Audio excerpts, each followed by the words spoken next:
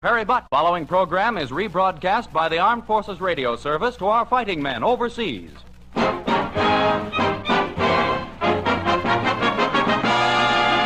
Goodyear presents The Roy Rogers Show.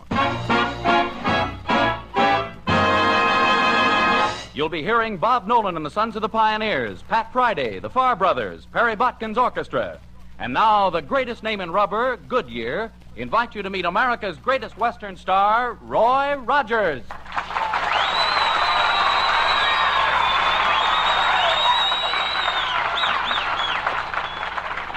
Well, howdy, folks, and we're all mighty glad you're here with us again tonight for another Goodyear get-together, with a song or two and, of course, a frontier yarn that I hope you'll all like. Roy, remember last week when you told that yarn about the Russian kid? You said there were a dozen or more frontier Robin Hoods. I sure do, Pat. Why? Well, I don't know if it's because I'm a woman, but the idea of a gay, dashing Robin Hood stirs my imagination. And since you said there were more than a dozen of them in the early days, well, I was wondering if you might tell the story of another of those almost legendary characters tonight. Pat, it's a pleasure to indulge a woman's curiosity. So let's tell a story tonight about California's Robin Hood character, Joaquin Murietta. Joaquin Murietta. Even the name has a romantic ring to it. Listen to her. Swooning again. Well, actually, how you felt about Murietta, if you lived in the days of the gold rush, depended on who you were, Pat. On who you were? Yeah, if you were an American who'd come in to make your fortune quickly with a gold claim, Murietta was probably a desperate and reckless bandit to you, but if you were a Mexican or a California Spaniard, Joaquin was sort of an avenging knight in armor. You mean he actually wore armor, Roy? No, he wore clothes like anyone else, Pat, except they weren't just like anybody else's. He wore silks and satins and embroidered shirts and really cut quite a figure. You see, Murietta was cut out to be a leader. He was an expert shot and at 10 paces, could throw a knife right through the center of an ace of diamonds. He dressed like an actor and, well, maybe he was an actor at heart because many of his escapes were made possible because of his skill at disguise. Like the day when a crowd of people were standing around a sheriff's poster. $5,000 reward offered by the citizens of Stockton to anyone who delivers Joaquin Murietta dead or alive. Suddenly, a well-dressed Mexican who had pushed his way through the crowd turned to a neighbor and said, "Pardon, senor. Perhaps you have a pencil I could borrow, eh?" Sure, here you are, Pedro. Gracias.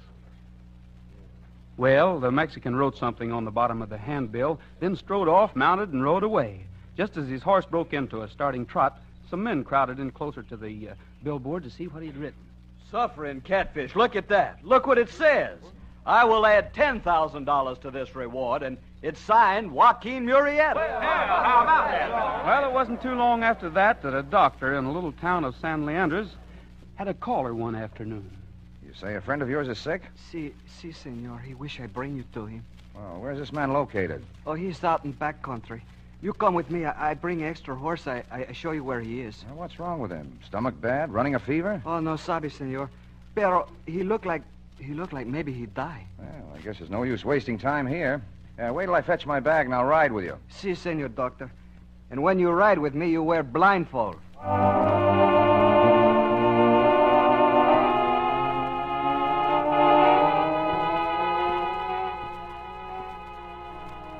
A half hour later, the doctor's blindfold was removed, and he found himself in a cave high up in the mountains. There before him, stretched out on a hard rock floor, was Joaquin Murietta. Murietta was conscious. He smiled charmingly up at the doctor. Senor, it was good of you to come. Murietta, you might as well know now that I didn't come because I was threatened by this owl hoot of yours. I came because I understood a man was dying. See, to be sure, you are a physician. You have made an oath to care for the dying and the sick. But, Senor Doctor, let us not waste time. I have already lost much blood. Here is the wound. Yeah. I see. Senor Doctor, your face, you look sad. Is it that I am not going to live? I don't know, Murietta. Well, I'll dress the wounds. Your chances of recovery after that are about 50 out of 100. 3 days from now, well, you should know if you're going to live or... 3 days, eh?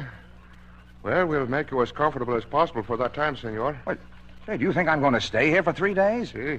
Listen, I fulfilled my obligation as a physician. I've attended you. Besides, I have other patients. Many of them as sick as you Sit are. down, and Senor Doctor. You might as well. You are not leaving this cave until we find out that I shall live or that I am dead. Venga, Moto, bring the doctor some wine.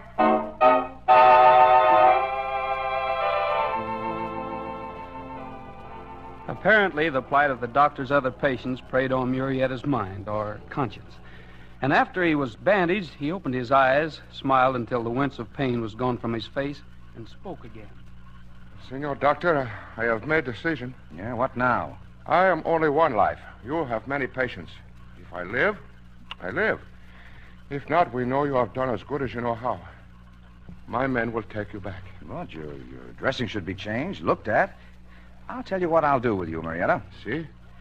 You have your men meet me at the waterfall tomorrow at 4, and I'll be back. You shall be back alone, senor, or tal vez there shall be a posse with you, eh? Look, Murietta, I'm here as a physician, not as an informer. You're a bandit, all right, but you're still a patient. What? If I recover, then I'm no longer a patient. What happened then, Senor Doctor? Then, young man, I shall do my duty as a citizen and report your whereabouts. Si, I believe you, senor, but Murietta is strong. He shall recover fast. In fact, you shall see. I will meet you personally at the waterfall tomorrow.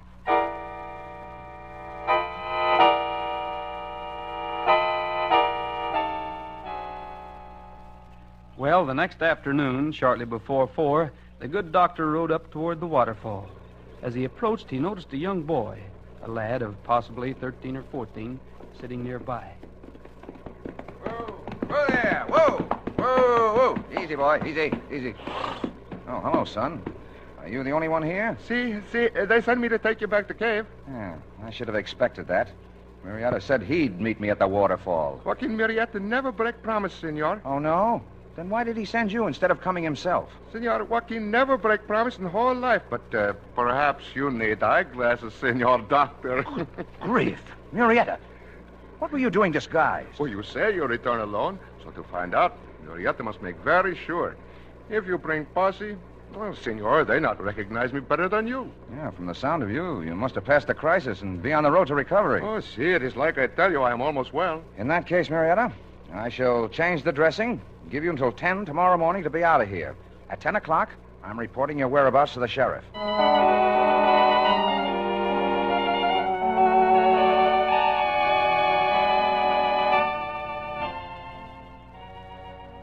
When the doctor got home that night, he rode into his yard. He noticed an old man, a Mexican, half sitting, half leaning against his porch. A huge battered sombrero was perched on top of his tangled gray hair, and a brown cigarette, long since gone out, dangled from his lips. Are you waiting for me?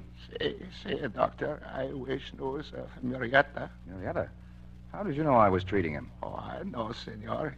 Is he well? Yes, only too well. Bueno. Then, Senor Doctor, you take this?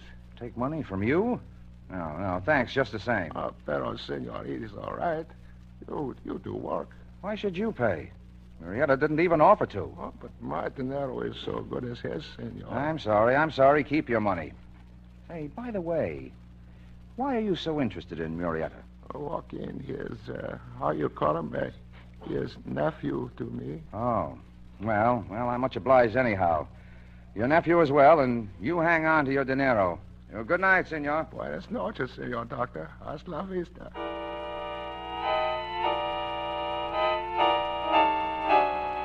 Next morning, shortly after 9, the doctor left his house and headed for town and the sheriff's office. By the time he got there, it would be almost 10, time to give the word that Murietta's hideout had been found. He tied his horse at the hitching rail and stepped up onto the board walk, and as he headed for the sheriff's office, he noticed the same old Mexican, this time leaning against the frame of an empty doorway. Buenos dias, senor. What are you doing here? Senor, you will not accept money. Por favor, it makes me feel better. Look, now, we've been all over that before. You keep your money. Oh, but Joaquin owe it to you, senor Doctor. All right. Then let Joaquin give it to me. Bueno.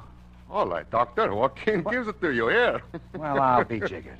Murietta, another disguise.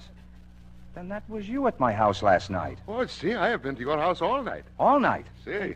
What in mercy's name for? Well, Doctor, you say you do not tell Sheriff until 10 o'clock this morning. Murietta, he must be sure. And you have the gall to come to town, stand right out here on the street, 2 doors from the sheriff's office? Murietta, he must be sure. Well, this time you overplayed your hand. I'm going in and report you right now, before you can get out of town. But, senor, you give me word you do not tell Sheriff Fort before 10 o'clock. It is still 4 minutes away. Now, if you wish to break word, you go right ahead, but what you going to tell Sheriff Joaquin look like, huh? Old man, small boy, maybe even fox, eh? He not ever know what to look for, senor doctor. Mira, vamos. Adios, senor doctor, and Murietta will never forget you.